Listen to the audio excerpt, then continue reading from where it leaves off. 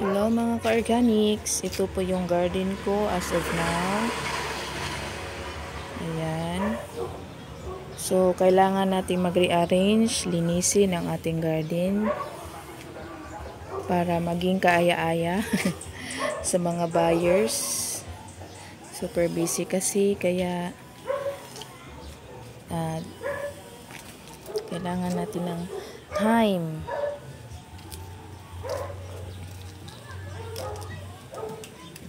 Na i-arrange, mag-repot. So, mag-sorting tayo sa mga plants. Ang daming gagawin. Mag-abono, mag-propa. So, ayan, lumalaki na yung ating talisay na nakalagay sa pot. Puro yan nakalagay sa pot. Pati yung isa sa balde or timba. Hindi lang clear. So,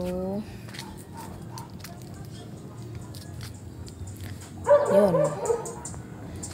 So, kailangan kong talaga para mas gumanda at pag may bisita, so gaganda yung ating mga halaman.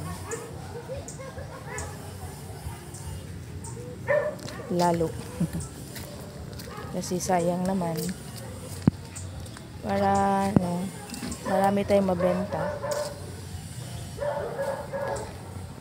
So, ayan, ang dumi doon. Ang daming damo. So, let's clean the area, clear the area para masegregate natin kung yung anfol, pelo, begonias, calathea, aglaonimas. Mas maganda kasi yung nasa group sila. Naka-group yung ating mga plants. So, that's all. Thank you for watching. Bye-bye.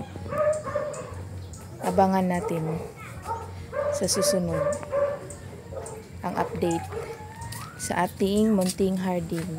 Yun. Grabe. Kailangan ng linisan talaga. Bye-bye.